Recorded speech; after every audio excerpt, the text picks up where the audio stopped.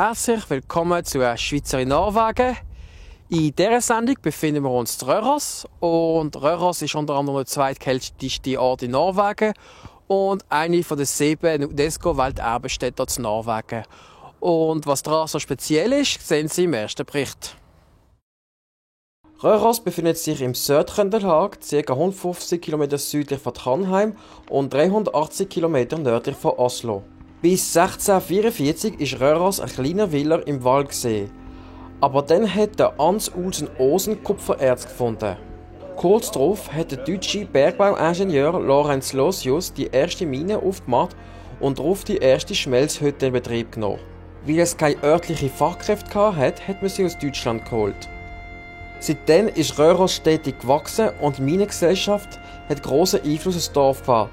Das sieht man daran, dass überall das Firmenlogo zu sehen ist, auch auf und in der Kirche.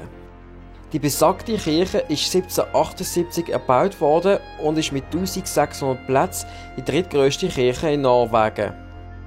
Die Kirche hat auch als Versammlungsort für die ganze Gemeinde gedient. Drinnen hängen auch Bilder von den verschiedenen Direktoren der Minengesellschaft. In Røros hat es 2 Hauptstrassen, nämlich die Kjerkgaten, also Kirchenstrasse, und Bergmannsgaten, Bergmannstrasse, die aber umgangssprachlich Lisch- und Sturgaten genannt werden, also kleine und grosse Strasse. Heute ist Lischgaten die wichtigere Strasse, weil dort alle Läden sind. Früher ist Sturgaten wichtiger gewesen, wie sie zur Schmelzhütte geführt hat. Damit die Strasse länger aussieht wie sie ist sie unten breiter als oben. Die Schmelzhütte war bis 1953 in Betrieb und ist dann leider abgebrannt. 1977 ist dann die Minengesellschaft bankrott gegangen und hat den Betrieb nach 333 Jahren einstellen. In der Schmelzhütte befindet sich heute das Bergwerkmuseum, wo genau erklärt wird, wie Kupfer gewonnen worden ist. Außerhalb vom Dorf kann man auch die letzte Mine besuchen. Hinter der Schmelzhütte befindet sich ein Schlackenhügel und darunter befinden sich die ehemaligen Arbeiterviertel. Dort ist übrigens in den 60er Jahren eine Szene aus Pippi Langstrumpf gedreht worden. Dass Røros immer noch so aussieht wie im 19. Jahrhundert, ist zurückzuführen, dass man Glück hatte, dass das ganze Dorf nie abbrennt ist und dass die Leute zusammen sind, um sich neue Häuser zu leisten. 1980 ist Røros UNESCO-Welterbe geworden. Um das alles zu erhalten, ist der Denkmalschutz sehr strikt.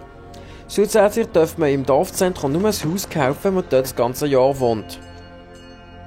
Røros ist mit minus 50,5 Grad der zweitkälteste Ort in Norwegen und hat 7 Monate pro Jahr Schnee und ist entsprechend beliebt zum Langlaufen.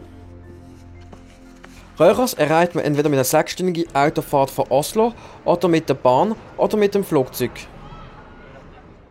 Hier zu Røros wohnt auch ein Schweizer, nämlich der Robin Schellenberg. Und was er hier so macht, das sehen Sie im nächsten Bericht. Dass der Robin Schellenberg vom Rheintal nach Røros gezogen ist nicht zufällig. Ich habe die Natur kennengelernt über den Grossvater. Also wir haben da schöne Touren gemacht, schon von klein auf. Und mir ist die Natur ans Herz gewachsen. Und das ist eigentlich auch der Urtrieb zum Zurückkommen. Die Mutter ist von da, aber ich wollte es probieren, also wie man da lebt. Und ja, jetzt bin ich da. Ja. Der Robin hat Glasblöser gelernt, schafft aber nicht mehr auf seinen Beruf. Jetzt mache ich da eine Töpferei.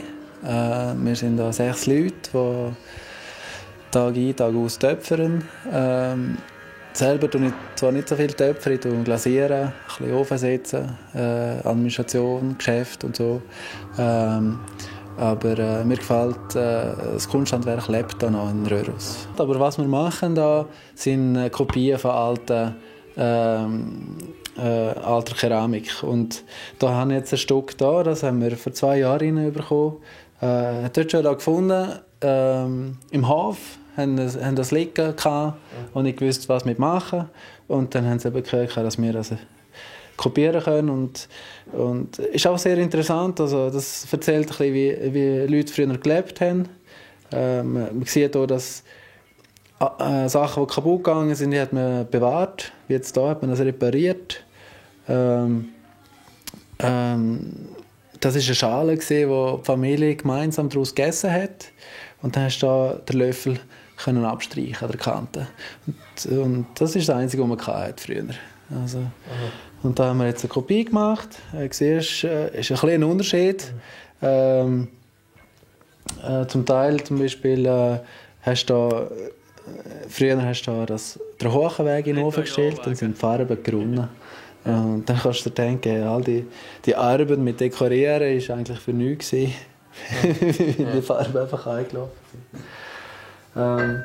Ja, das ist so das Ziel von unserem Betrieb da. Und sonst haben wir auch viele eigene Produktionen, ein bisschen vereinfacht, ein bisschen für die Ferienleute, die da sind, ein bisschen im rustiken Stil. Das Leben in Röhros ist speziell. Jetzt verglichen mit Ballenberg zum Beispiel, da hast du eine Geschichte, die noch lebt, die nicht tot ist, sondern die ganze Stadt da lebt noch.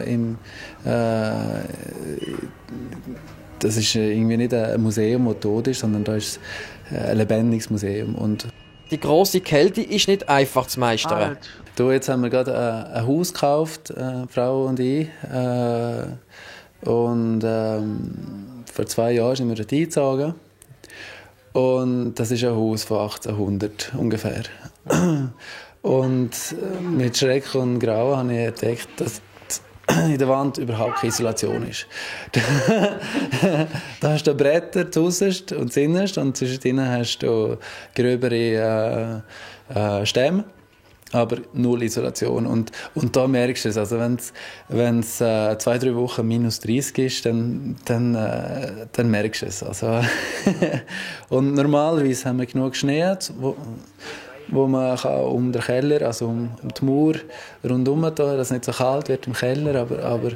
Aber den letzten Winter haben wir wenig Schnee gehabt und sehr kalt und dann komme ich auch ein bisschen Anschiss über. Aber sonst, hey, das ist ein Eldorado für Kinder, für Erwachsene auch. Also alle, die gerne Schnee haben, da hast du immer schön Schnee. Da hast du nie Pflutsch, da hast du so eine schöne Saison zum Skilaufen, Hundeschlitten fahren. Also das ist wirklich, ja. Die Töpferei befindet sich gerade hinter dem Hotel Wirtshäuser Röhros. Das war es für das Mal. In der nächsten Sendung gibt es dann mehr über Röhros.